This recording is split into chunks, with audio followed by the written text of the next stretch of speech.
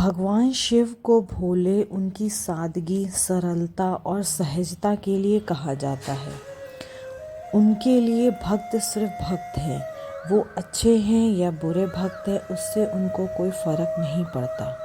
उनके लिए असुर मनुष्य सब एक बराबर हैं। जो भी उन्हें सच्चे दिल से चाहे वो उनके हो जाते हैं। उनका प्यार सीमाओं में बंधा नहीं है। तो दोस्तों, आपको समझ में आ गया होगा मैं आज किसके विषय में बात करने जा रही हूँ। जी हाँ दोस्तों, मैं आज भोलेनाथ, भोला भंडारी, जिसको कि हम भोलेनाथ कहते हैं, जिसको हम देवों के देव महादेव कहते हैं, आज मैं उन्हीं के जन्म की कथा सुनाने जा रही हूँ। भगवान शिव को स्वयंभू कहा जाता है, जिसका अर्थ है कि वह अजन्मा है। वह न आदि है और न अंत। भोलेनाथ को अजन्मा और अविनाशी कहा जाता है। तो आइए जानते हैं इनके जन्म से जुड़ा रहस्य क्या है। त्रिदेवों में भगवान शंकर को महत्वपूर्ण स्थान प्राप्त है। भगवान ब्रह्मा सृजनकर्ता, भगवान विष्णु संरक्षक और भगवान शिव विनाशक की भूमिका निभाते हैं। त्रिदेव मिलकर प्रकृति के नियम का संकेत देते हैं। जो उत्पन्न हुआ है उनका विनाश भी निश्चित है। इन त्रिदेव की उत्पत्ति खुद एक रहस्य है। कई पुराणों का मानना है कि भगवान ब्रह्मा और विष्णु शिव से उत्पन्न हुए हैं।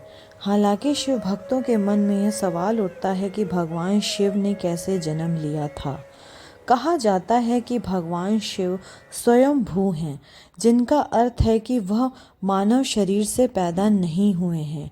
जब कुछ नहीं था तो भगवान शिव थे, और सब कुछ नष्ट हो जाने के बाद भी उनका अस्तित्व रहेगा। भगवान शिव को आदि देव भी कहा जाता है, जिसका अर्थ हिंदू माइथोलॉजी में सबसे पुराने देवों से है। वह देवों में प्रथम है। हालांकि भगवान शिव के जन्म के संबंध में एक कहानी प्रचलित है। भगवान ब्रह्मा और भगवान विष्णु के बीच एक बार बहस हुई। दोनों खुद को सर्वश्रेष्ठ साबित करना चाह रहे थे। तभी एक रहस्यमयी खंबा दिखाई दिया। खंबे का और छोर दिखाई नहीं पड़ रहा था। भगवान ब्रह्मा और विष्णु को एक आवाज़ सुनाई दी और उन्हें एक दूसरे से मुकाबला करने की चुनौती दी गई। उन्हें खंबे का पहला और आखिरी छोर ढूंढने के लिए कहा गया। भगवान ब्रह्मा ने तुरंत एक पक्षी का रूप धारण किया और खंबे के ऊपरी हिस्से की खोज करने निकल पड़े। दूसरी तरफ भगवान विष्णु ने वराह का रूप धारण किया और खंबे के आखिरी छोर को ढूंढने निकल पड़े। दोनों ने बहुत प्रयास किए, लेकिन असफल रहे। जब उन्होंने हार मान ली तो उन्होंने भगवान शिव को इंतज़ार करते हुए पाया। तब उन्हें एहसास हुआ कि ब्रह्मांड को एक सर्वोच्च शक्ति चला रही है, जो भगवान शिव ही हैं। खंबा प्रतीक रूप में भगवान शिव के कभी न खत्म होने वाले स्वरूप को दर्शाता है। भगवान शिव के जन्म के विषय में इस कथा के अलावा भी कई कथाएं हैं। दरअसल शिव के 11 अवतार माने जाते हैं। इन अवतारों की कथाओं में रुद्रावतार की कथा काफ़ी प्रचलित है। कूर्म पुराण के अनुसार जब सृष्टि को उत्पन्न करने में ब्रह्मा जी को कठिनाई होने लगी, तब वह रोने लगे। ब्रह्मा जी के आंसुओं से भूत प्रेतों का जन्म हुआ और मुख से रुद्र उत्पन्न हुए।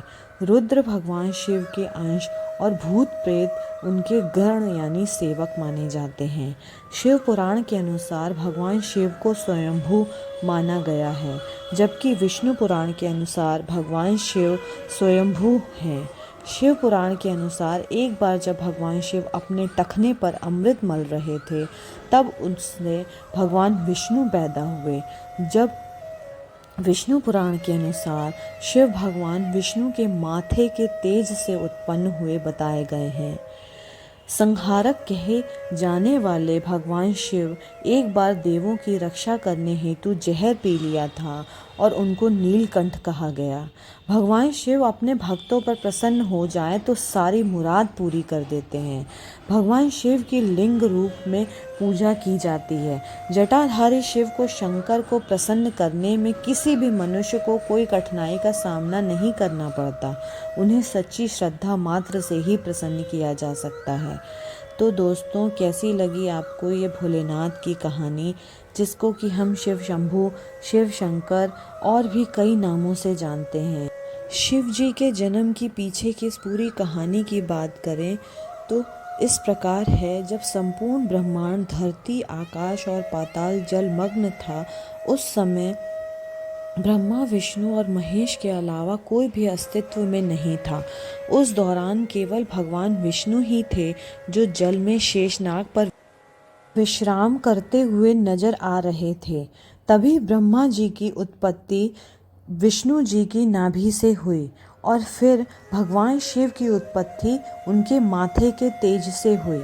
ब्रह्मा जी से शिव जी को देखा तो पहचानने से साफ इनकार कर दिया।